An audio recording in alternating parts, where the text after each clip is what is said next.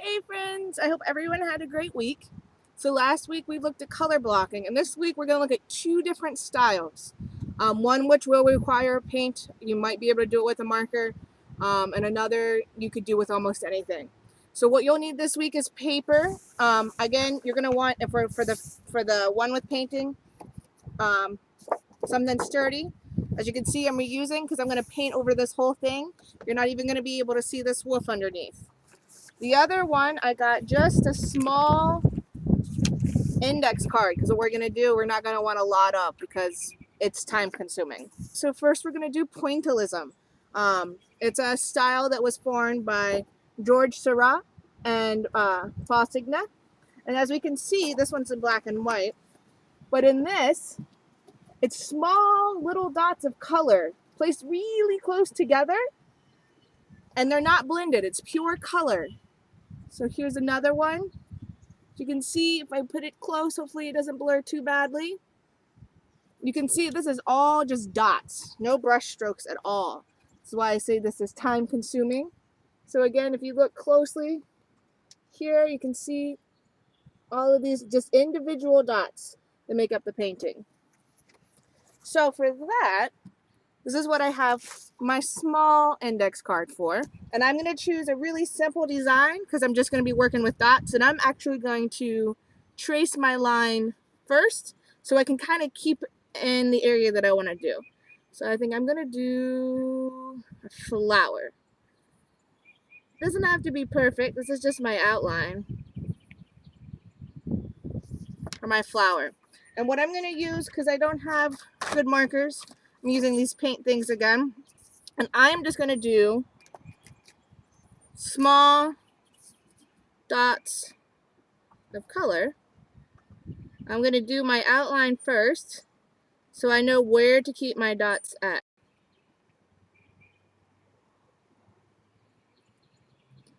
When they made these paintings and they invented the style, it's very small, carefully placed dots of pure color.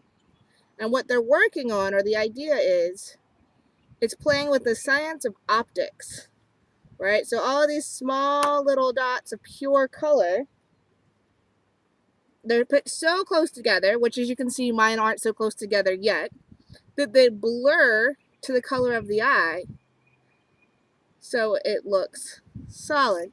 So when we look at this, right, this looks like it's all water, or her dress is all red to the eye, but when we start to look at it closely, we can see that that dress has yellow and orange and red, and it looks like maybe a little bit of purple even. Maybe there's a little bit of black right there. All of these colors together in just dots. It's not mixed together. Our eye kind of blends them together.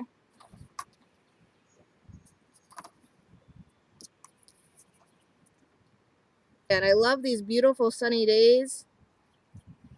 The wind is strong. So I'm just going to do first my outlines and how to fill in with my color. So purple. I think I'm going to make my leaves blue, the flower leaves. And again, I'm going to do my outline first so I can kind of shape it how I want using the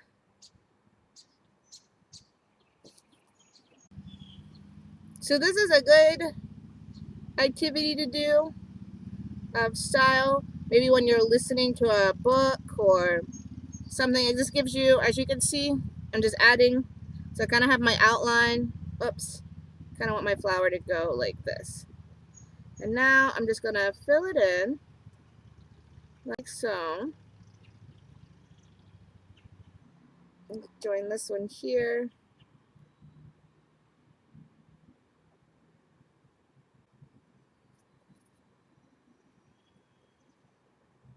And you can use any subject matter. I would suggest doing something simple because this is very time consuming, but it is a lot of fun because you can just sit there and all you're doing is making dots. It's a very easy thing. You could do this with paint and use Q-tips.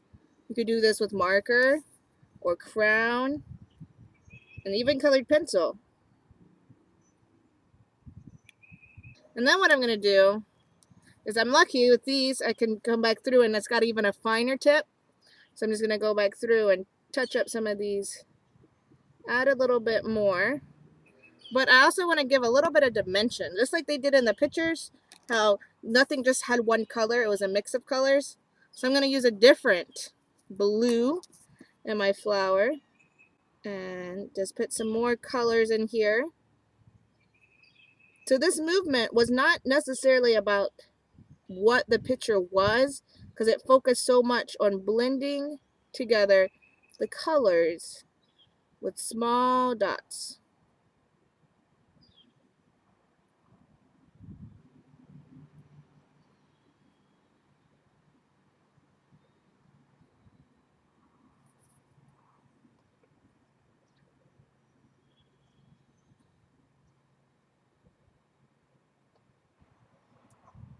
So you can see there's my flower, but my middle of my flower, see the petals?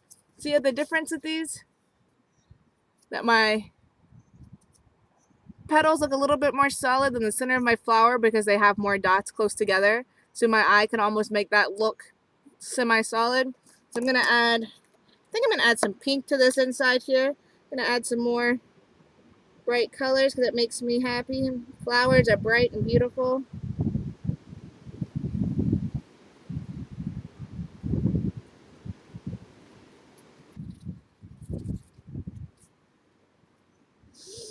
So I look at it, try to find places that seem a little bit empty, like they don't have any color, and I'm gonna just add some to it.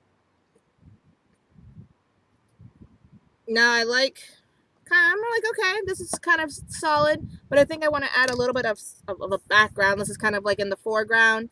So I think I'm gonna add, when I think of flowers, I think of nice green grass. So now I'm gonna add some grass in the background. So it's like we're standing above the flower looking down.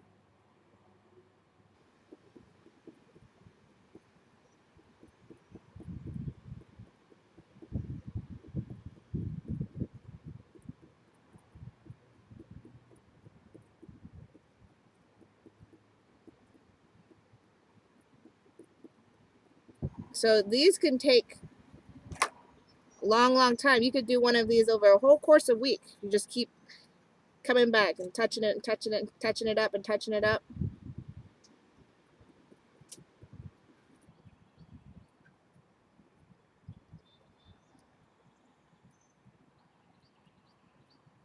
So pointillism, small dots of pure color put together closely because it does sort of like an optical illusion.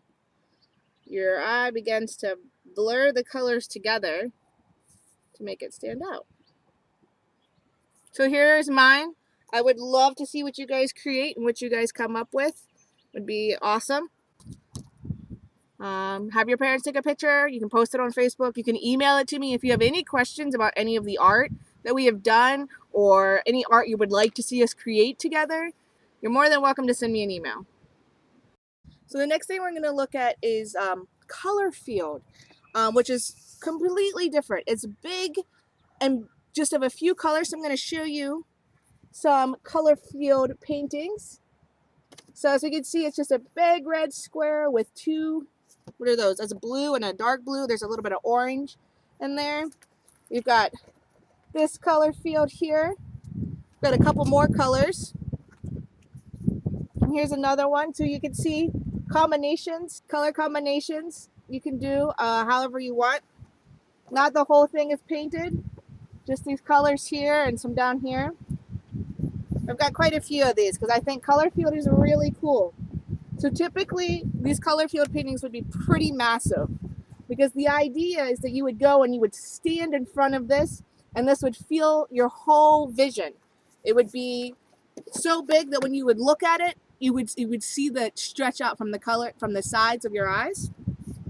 And they focused on color psychology, things that made you happy, things that made you feel. When we did collage, was kind of abstract, and this is kind of what we're working on here. So I have a thicker paper. I'm recycling it. I'm going to use this side because I can color it more. And so the idea with this kind of painting is that we're not looking at the brush strokes or like the little points. It's going to be how nice and fluid are things on our paper. So I am going to do mine in greens because I love green. Green makes me happy. Green makes me think of nature. Because the idea is that the color is freed from the object and becomes the subject of itself. So I'm going to just start with some green up here.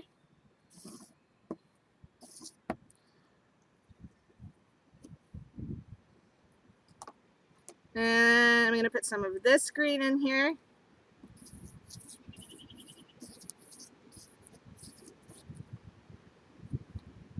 Little thing that came with the paint set. So I'm going to use it just to smear the paint together and bring it and use this to smear it. All right. So that means when I come over here, it's going to blend a little bit. So when this style came around, there was a focus on taking color and making it become the subject. So you're looking at this big green page that I'm making, or whatever color that they had, and you're thinking, what does the green represent? And what does the green make you feel? Again, so I'm painting. You can see, even though I'm careful, I've already gotten paint on this. For me, this is okay because this is my art table. So I do a lot of art on here and I wipe it down. We're working with paint and our parents' tables. We want to make sure that we put something down so that we don't get paint on our nice tables. I'm going to put some more bright green. Just a little bit. So this became super popular actually like in New York. This is where some of these artists created this style where we're looking at color itself and what does color represent. And that's what these artists started questioning. They were looking at the psychology of color. Looking at what does green make you feel? What does red make you feel? And it's different for everyone. And they've done so many studies on this. Different people have different opinions on what makes them feel what. Even different cultures associate different colors with different things. I believe you guys went over some of that with Miss Finch.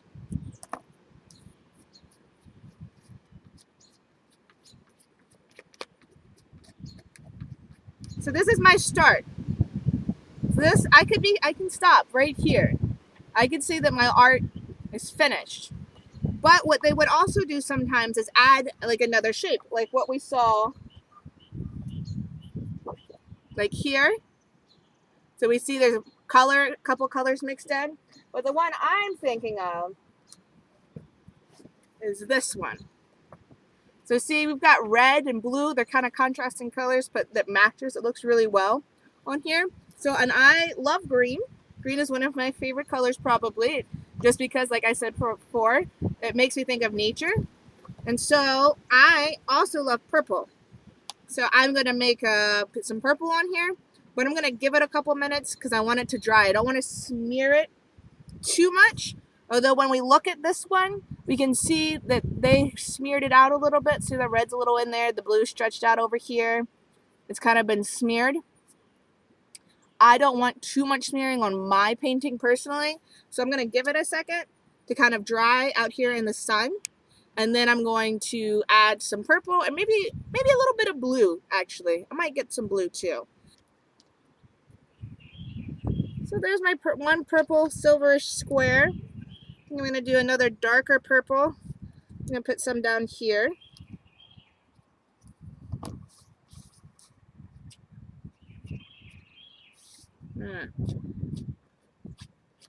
To me, my painting feels very dark. And I love green, but I also like bright and light stuff. So I actually am going to add, I think I'm going to add a yellow strip actually in here. I'm just going to put it right down here. Because yellow makes me think of happy, sunshine, colors. And I'm going to mix it with this purple. So it's going to be interesting. What color, how's it going to come out? So you could do this with a paintbrush. You could do this. You could find something to create your own spreader if you want it. The idea, though, is that we're having consistency with our strokes. So you can see all my strokes are coming down kind of like this, although these kind of changed it up. Because that's what we're looking at. We're focusing on what the color itself represents. So then this would be my color field, and it's freed from any object. The color itself is what we're looking at. We're not looking at a cat or a tree or a person. We're only looking at this color and seeing how it relates to us and what do we think when we look at it. As always, I would love to see any of your artwork if you choose to do either the pointillism style or the color field or even both. I would love to see it. It always makes me super happy to see how creative you guys are, see what colors you like if you choose your color field, what objects or subjects that you choose for your pointillism. And until next week, guys, see you later.